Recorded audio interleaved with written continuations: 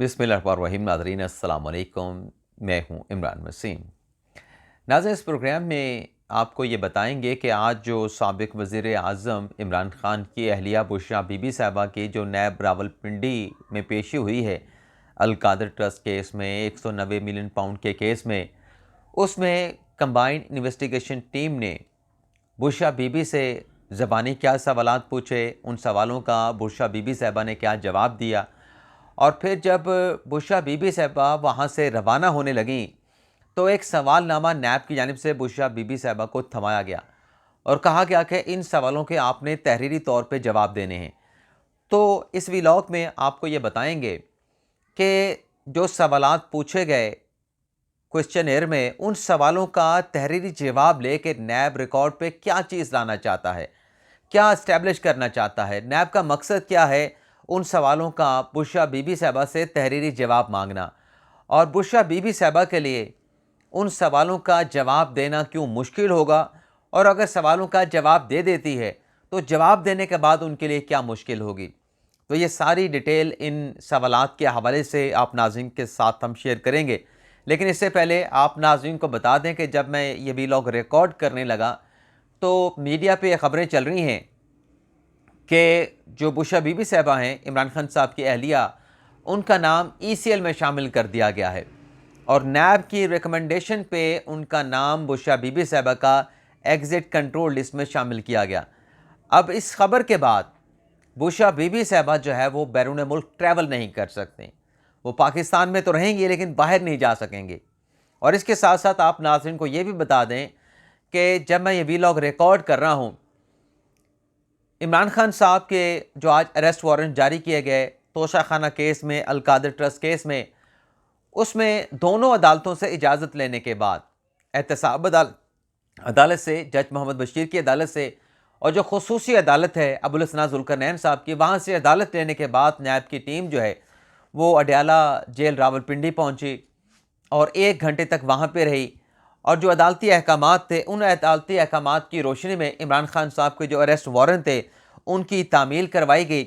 और यहाँ पे आपको ये भी बता दें कि इस जो सवालात आज बुशरा बीबी साहिबा से पूछे नैब की कंबाइंड इन्वेस्टिगेशन टीम ने, वहाँ पे भी इमरान खान साहब से उसी अल-कादर ट्रस्ट के तोशाखाना के सवालात पूछे गए और इमरान खान साहब को जो शामिल तफ्तीश किया गया, जो उनसे अभी इब्तदाई सवालात पूछे गए हैं, उनका मवाजना किया जाएगा जो बुशरा बीबी साहिबा ने जवाब दिए हैं आज नैब की टीम को, और फिर तहरीरी तौर पे भी उनसे जवाब मांगा गया है।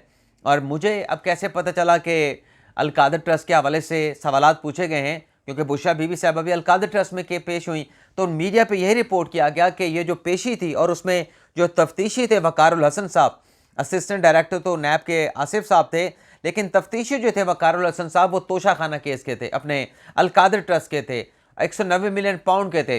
तो इससे लगता है कि इसी केस के हवाले से इमरान खान साहब को आज शामिल तफ्तीश और उनकी गिरफ्तारी भी गालिबन, जैसा कि टीम वहाँ पे पहुँची है तो गिरफ्तारी भी डाल दी गई होगी, नहीं डाली गई होगी तो चंद दिनों के बाद डाल दी जाएगी। लेकिन ये जो सवालात नाज़रीन नैब ने पूछे हैं, ये एक बड़ा अहम मामला है।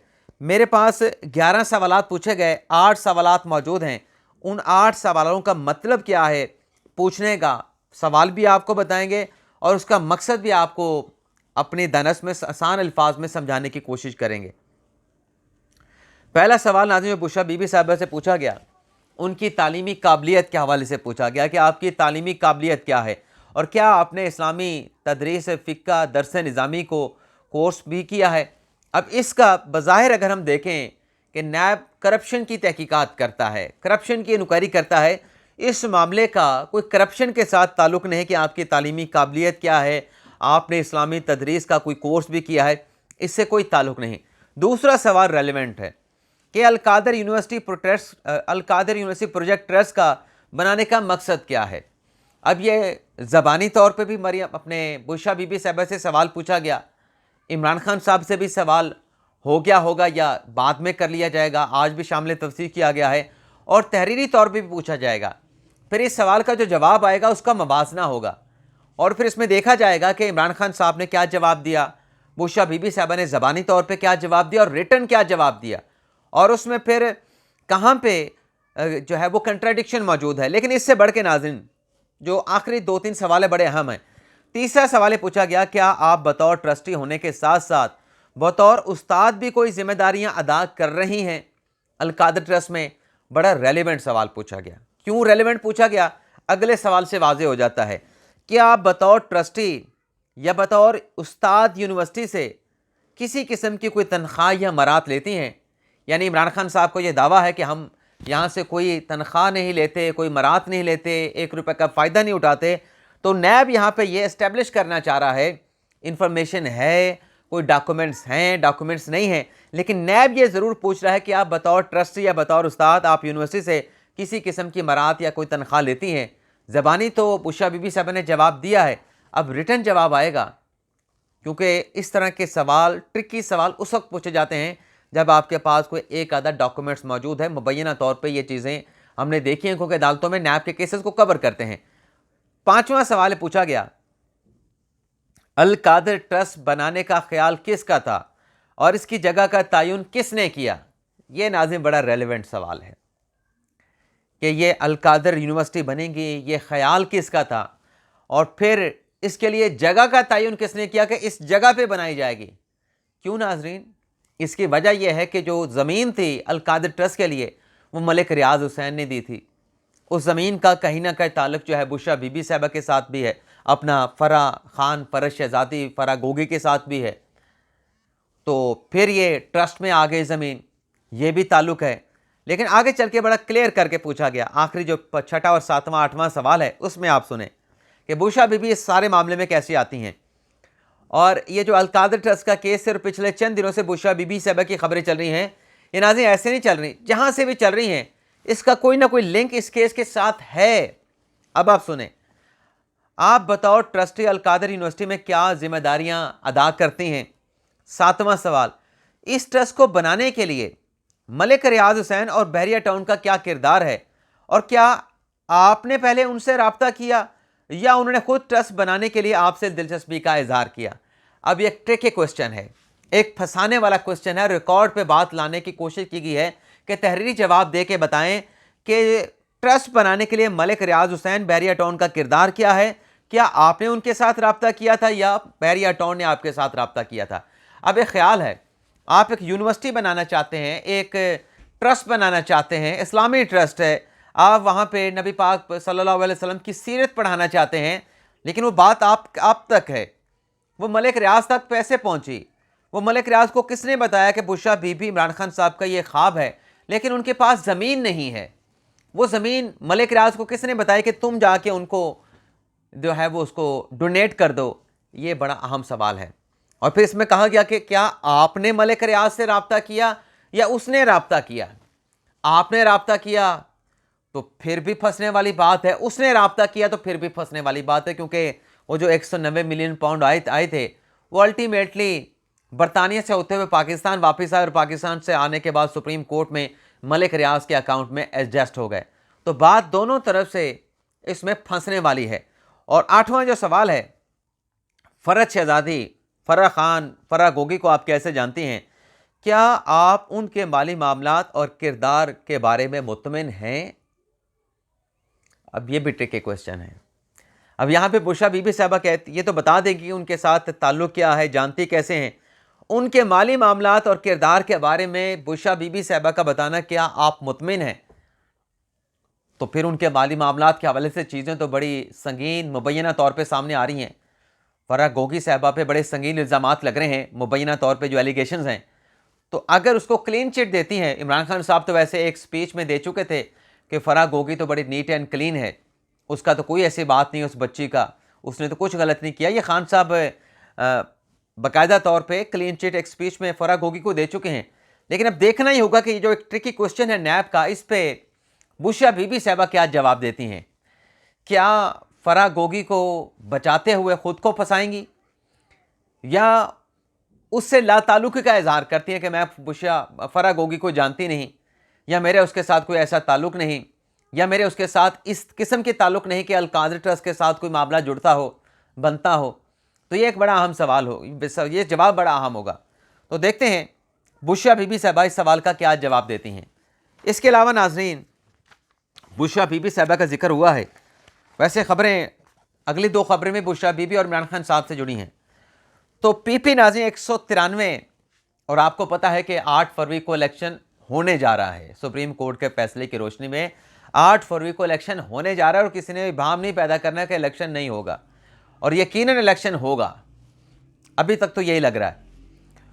तो ज़ाहिर सी बात है कि टिकटें के लिए लोगों ने अप्लाई करना है, सियासी जमातों ने टिकटें देनी है, उस कैंडिडेट्स को देनी है जो जीत सके, उनकी एक सीट में इजाफा कर सके, उनकी बर्तरी में इजाफा कर सके, उनके नंबर में इजाफा कर सके।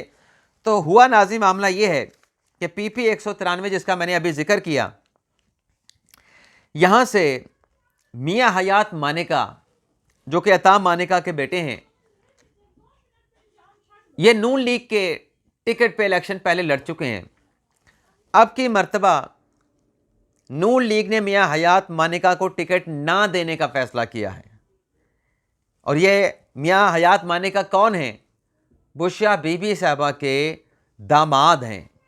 इनकी बेटी बुशरा बीबी साहबा की मियाँ हयात मानेका के घर पे हैं, और नून लीग ने फैसला किया है कि इनको टिकट नहीं देंगे। इनके मुकाबले में 2018 में जो मियाँ हयात मानेका के मुकाबले में आज़ाद कैंडिडेट था फारूक मानेका, जो उस रोज़ 100 के मार्जिन से जीत रहा था मियाँ हयात मानेका के मुकाबले में, लेकिन सुबह उनकी जो 100 वोटों की बर्तरी थी वो बर्तरी ख़त्म हो गई और मियाँ हयात मानेका जीत गए।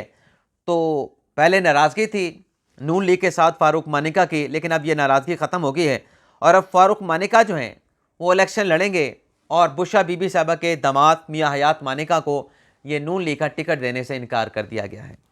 एक नाज़रीन ये बड़ी अहम खबर है।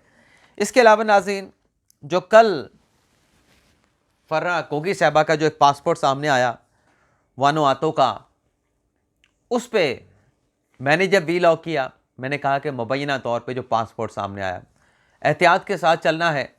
हमने ना कहना है कि डेफिनेट ये बात ठीक है और ना हमने इसको रद्द करना है कि झूठा या फोटोशॉप है।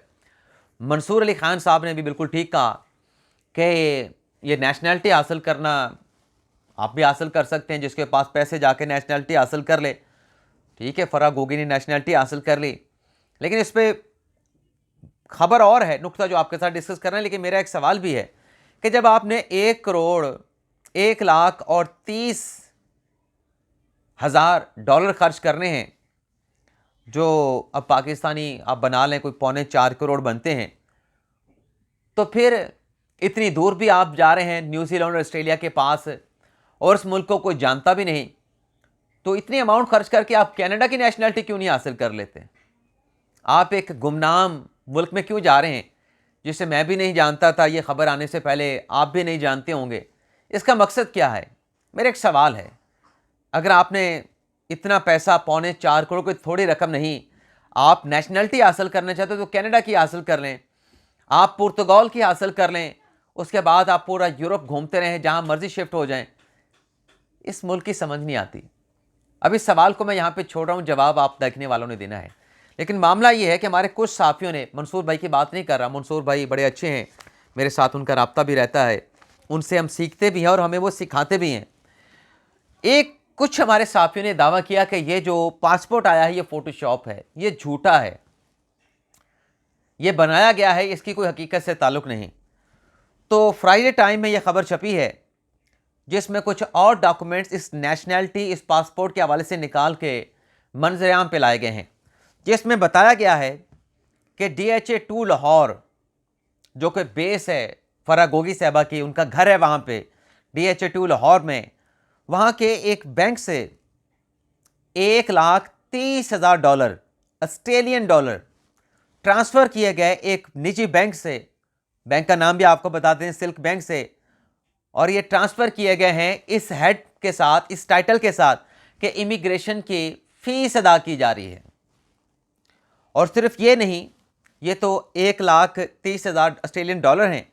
इसके साथ साथ बुशरा बीबी साहबा ने जब पासपोर्ट के लिए अप्लाई किया, अपनी फैमिली ट्री बताई, तो उसमें इमल, ईमान, इकबाल, जमील, फराज, इकबाल के नाम भी शामिल किए गए कि मेरे साथ इनका पासपोर्ट भी बना के दिया जाए, ये मेरी फैमिली का हिस्सा। और मजमूई तौर पे पासपोर्ट के हवाले से और इमिग्रेशन फ़ी के हवाले से 1,81,400 डॉलर अदा किए गए।